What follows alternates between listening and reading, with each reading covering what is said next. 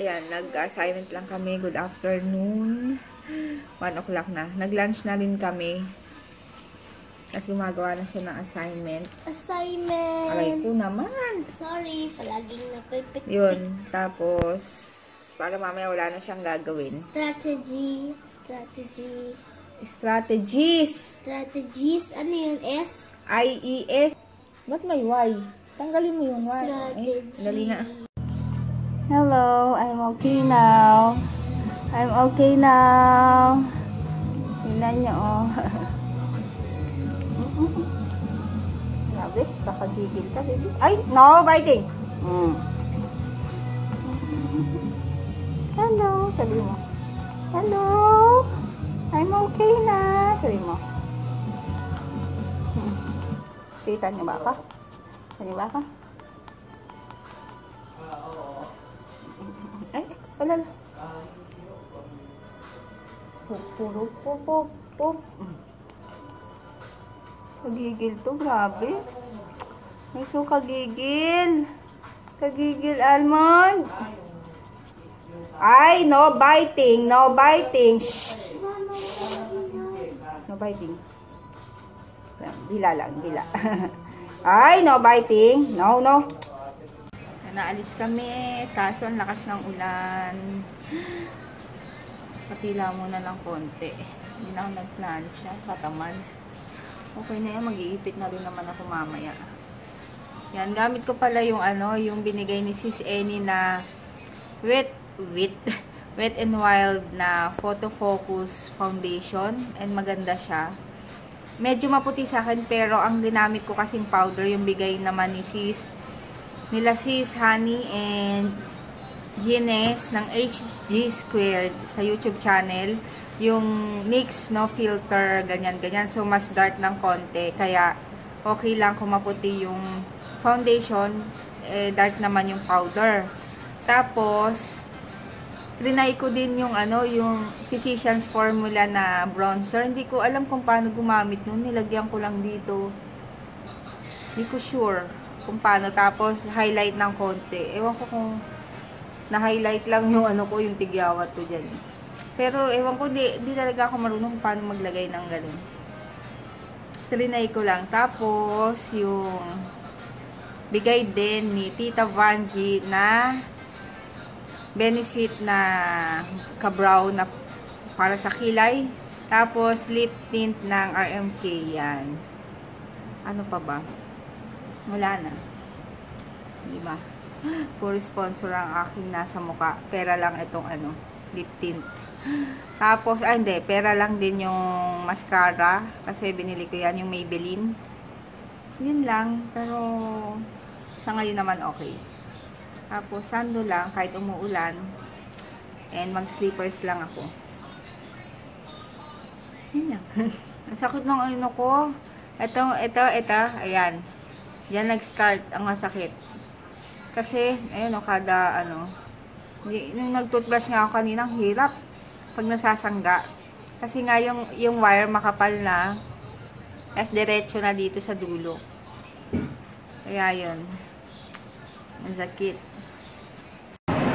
Ayan, dito na ako sa SM. Kukunin ko lang yung NSO ni TM kasi ilang araw na yun. Ilang oras na pa. Ayan, punta na ako sa pangalan nito? Grocery. Habang nasa taas pa, nagpapa-x-ray si Papa. Daming tao ngayon, Uy! Magkakaroon na ng Miniso dito sa SM. Hanep. Ayan, dito ako sa grocery. Tingin ako ng alcohol na kailangan ni JJ sa school. Tsaka bili pala ako nito. Magkano ba ito? Cuddles. Fem cotton pads. Kaya ito, konti lang. 34. Yung malaki kaya. Ang pangmukha ko lang naman. Hanap ko kung alcohol ni JJ. Ito na lang. Mura naman. Ethyl. Ito, favorite. Ano to? Bakit? With wings. Ayoko ng wings. Ano kaibahan? Nakaibahan. Those Day shopping nga pala to. Yan. Tsaka panty liner ng Charmy. Ayan, dito sila naglalaro sa bounce. Jump and bounce. Dito sa SM.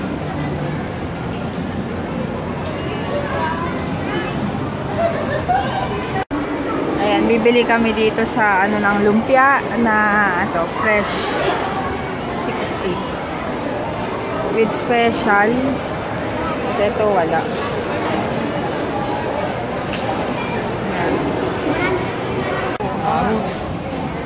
Ayan, kakain kami ni Papa, tas yan. Good luck sa kuya. Masakit pero kaya ko eh. Tayin mo lang. Kaya hindi ko naubos yung ko. Masakit sa ipin. Yung yung carrots saka yung yung ubod. Sumasakit na yung ipin niya. Masakit na. Naiiyak. Naiiyak na siya sa sakit. Wala pang yan wala pang bakal nilalaglag sa sakit. Meron ka bang gamit? T-shirt? Sila JJ nandun pa naglalaro. Sakit hindi ako kagat. Umuurong na naman yata.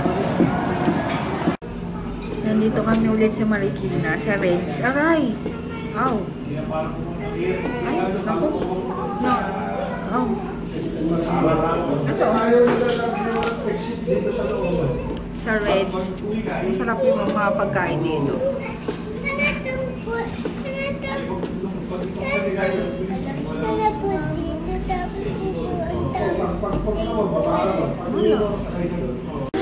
Ayan na yung sa miso namin. Wala pa yung yung iba. Ito naman nilalamig. Ayan, yung favorite ni JJ. Ito. Oh. Bakit?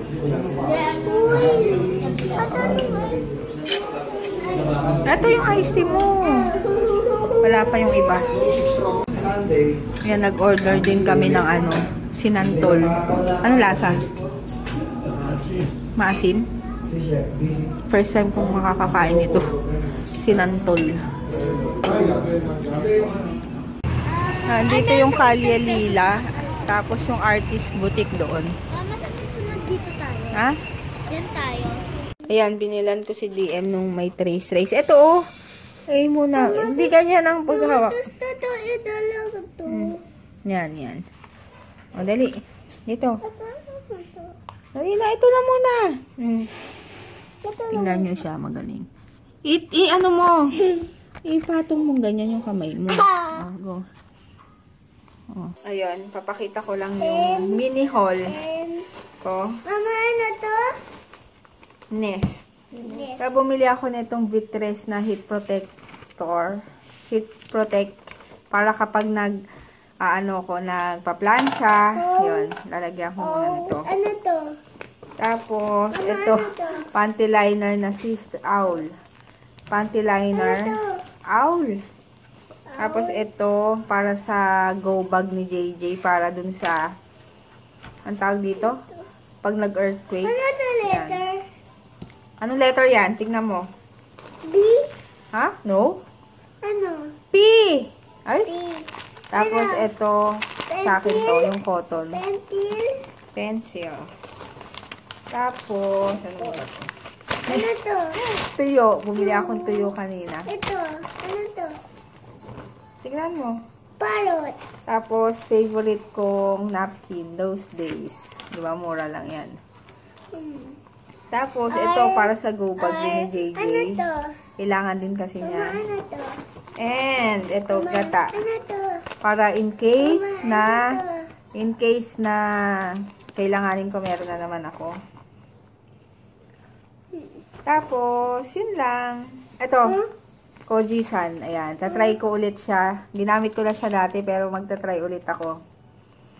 Yun lang. Wala na. Wala na. Ang nabili ko. Ayun. Ay, pasensya lang puti ng hair ko. Ay, ng hair, ng mukha ko. So, yun, mag-good night na ako. And, pasukan na naman bukas. So, agad gising na naman. Then, hatid kay DM. Sana. Si DM kasi, kada pasok niya, okay. Excited siyang pumasok. Excited siyang sumakay ng tricycle. Pero yung as in na papasok na talaga sa room, doon ayaw niya na akong paiwan. Kasi daw baka mawawala ako. Kaya laging nandun. So, pero unti-unti naman, sabi ng teacher, pag ano naman lesson is, ano naman, active naman daw siya. So, yun. Ganun naman daw talaga pag first timer or ano. Kasi depende. Si JJ kasi first timer pero hindi naman ganun. Depende lang sa bata siguro. So, masasanay din naman si DM pag tagal-tagal. Kaya, yun. So, bukas ulit. Tapos, si Papa, dumiretso ng shop. Tapos, ayun, inano ko na yung mga libro nila. Inayos ko na.